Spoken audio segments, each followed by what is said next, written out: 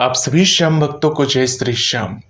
श्याम भक्तों, बाबा श्याम की पूजा करने से आपको बाबा श्याम की कृपा की प्राप्ति होती है। बाबा श्याम की जो पूजा होती है, बहुत सारे श्याम भक्त जो होते हैं पूजा का तरीका नहीं जानते हैं। बाबा श्याम की पूजा किस प्रकार करनी चाहिए, किस समय करनी चाहिए, उसके बारे में बताने वाला हूँ। जो बाबा श्याम का जो भी मंदिर होता है उसमें एक नियम होता है, नियम कायदा कानून होता है, उसके हिसाब से ही सब कुछ चलता है।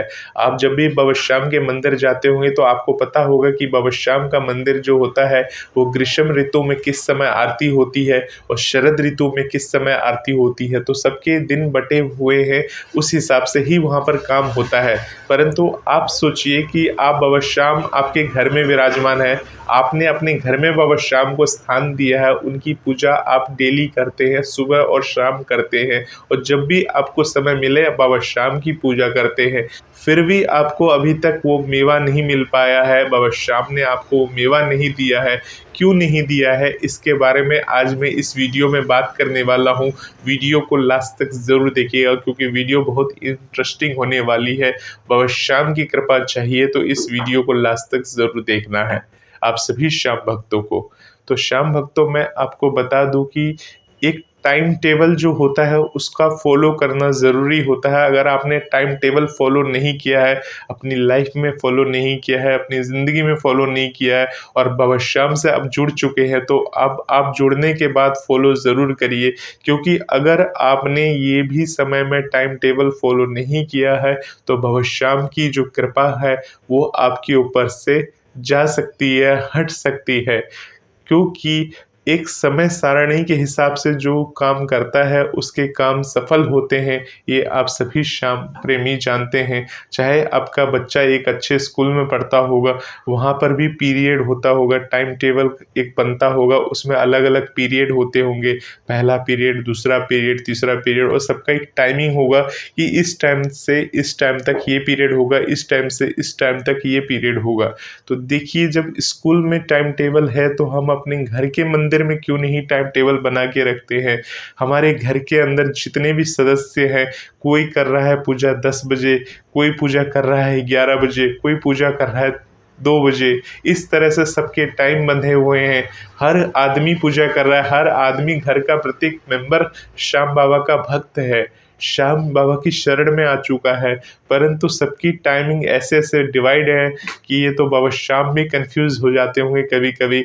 कोई मुझे 10 बजे जगा रहा है, कोई मुझे 12 बजे जगा रहा है, कोई मुझे 2 बजे जगा रहा है।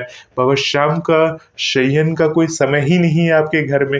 अब बाबा श्याम के मंदिर में आप देखिए, बाबा श्याम का मंदिर में 5 समय आरती होती है और पांचों समय का जो आरती होता है, ग्रीष्म ऋतु का अलग समय है, शरद ऋतु का अलग समय है। तो समय के अनुसार आरतियां होती रहती हैं बाबा श्याम की, और उसी हिसाब से मंदिर कमेटी चलती है और मंदिर में बाबा श्याम विराजते हैं और बाबा श्याम वहाँ पर विराज के अपने भक्तों को आशीष देते हैं। भक्त बाबा श्याम के दरबार में जाता है और अपनी इच्छा रखता है बाबा श्याम के समक्ष, तो बाबा श्याम उसकी इच्छाओं को पूरी करते हैं। बाबा श्याम को प्रसन्न करने के लिए श्रृंगार किया जाता है, बाबा श्याम को प्रसन्न करने के लिए 56 भोग लगाए जाते हैं और तरह तरह से बाबा श्याम को प्रसन्न किया जाता है। हम भी आपको बाबा श्याम को प्रसन्न करने के लिए तरीके बताते हैं, परंतु आप खुद ऐसी कुछ गलतियां कर जाते हैं जिसके कारण से आपके ऊपर बाबा श्याम की कृपा नहीं हो पाती है। तो आप सभी श्याम भक्तों को बता दूं, आप अपने घर के मंदिर में जो भी बाबा श्याम की पूजा करते हैं, चाहे वो सुबह करें चाहे वो शाम को करें, एक टाइम टेबल बना लीजिए, एक समय सारणी बना लीजिए कि अगर आपको सुबह 6 बजे पूजा करनी है तो शाम के वक्त भी 6 से 7 बजे के अंदर पूजा कर लेनी चाहिए। कहते हैं जब शाम का सूरज ढलता है, ढलने के बाद ही दीपक जला लेनी चाहिए। घी का दिया जो होता है, अगर बाबा श्याम के समक्ष रखकर बाबा श्याम की पूजा करने के बाद बाबा श्याम की जब आप आरती अपने घर में अपने मुंह से करते हो ना, तो बाबा श्याम की असीम कृपा के पात्र बनते हो। ये सौभाग्य बाबा श्याम ने बहुत कम लोगों को दे रखा है जो बाबा श्याम की आरती को अपने घर में अपने मुंह से गुनगुनाते हैं। ये बड़ी महिमा होती है, आरती में बहुत बड़ा चमत्कार है। जो भी बाबा श्याम की पूजा करने के बाद बाबा श्याम की प्रतिदिन घी से आरती करता है, बाबा श्याम उसकी ज़िंदगी को बदल देते हैं। उसकी ज़िंदगी ऐसी बदलते हैं कि वो खुद भी नहीं समझ पाता कि मैं पहले क्या था और अब क्या हूँ। तो इस तरह से ये चमत्कारिक बातें होती हैं, परंतु ऐसा नहीं है। 4 दिन आपने समय सारणी फॉलो किए, उसके बाद फिर से वही रूटीन हो गया। अगर आप ऐसा रहेंगे तो बाबा श्याम भी आपके ऊपर वैसे ही कृपा करेंगे, पर वो चाहे साल लग जाए, चाहे 2 साल लग जाए, फिर चाहे 10 साल लग जाए, तो उसके बाद बाबा श्याम की कृपा आपके ऊपर बनी रहेगी।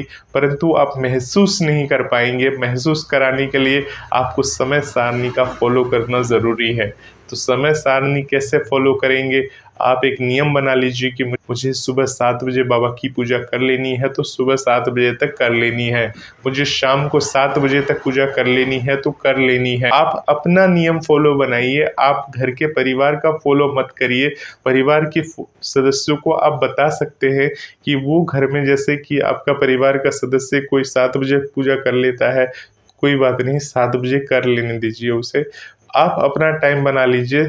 अगर आप भी उनके साथ सम्मिलित होकर पूजा करते हैं तब तो बहुत अच्छी बात है। एक साथ पूजा करने से घर में पूर्ण सकारात्मकता आती है। परंतु कोई अपना काम कर रहा है, 2 लोग पूजा कर रहे हैं, 3 लोग कुछ और काम कर रहे हैं, तो इस तरह से देखिए एक चीज़ बात क्या होती है, अलग अलग हो जाती है। जब बाबा श्याम के मंदिर में आरती होती है तो क्या आप एक साथ खड़े होकर बाबा श्याम के लिए आरती नहीं करते हो? बाबा श्याम को हाथ जोड़ के खड़े नहीं होते हो?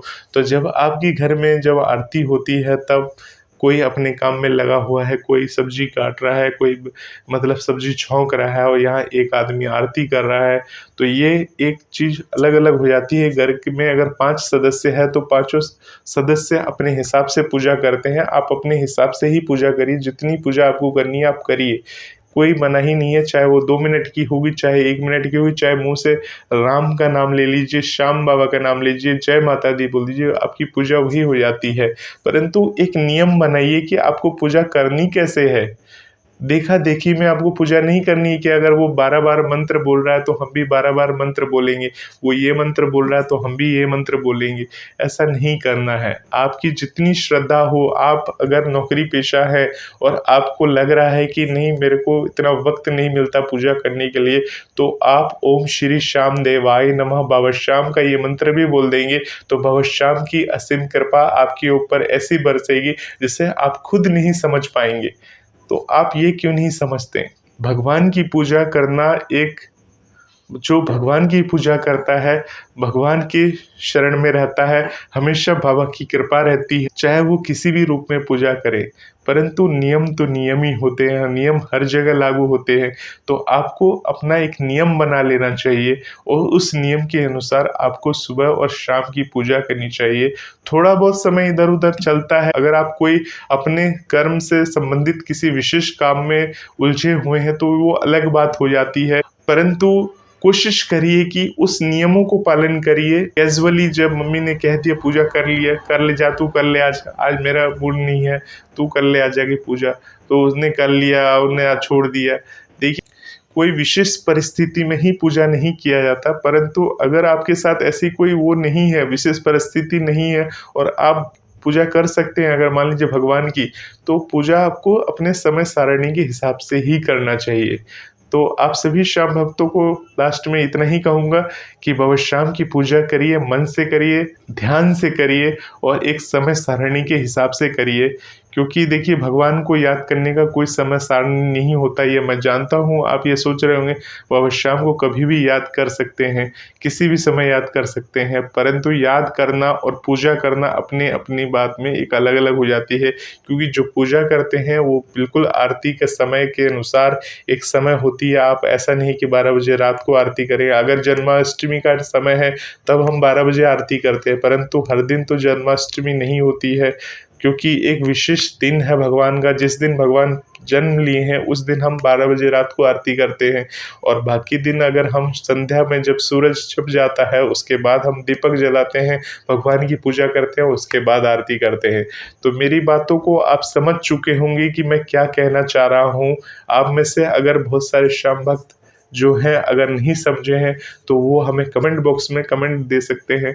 हम आपकी बातों को रिप्लाई करने की ज़रूर कोशिश करेंगे। आपको बाबा श्याम से जुड़ी हुई जो भी बातें होती हैं वो भजन मंत्र शक्ति और SKT गुरुजी चैनल पर आपको मिलती रहेंगी समय समय पर। आप सभी श्याम भक्तों को इस वीडियो को देखने के लिए बहुत बहुत धन्यवाद। आपको जय श्री श्याम।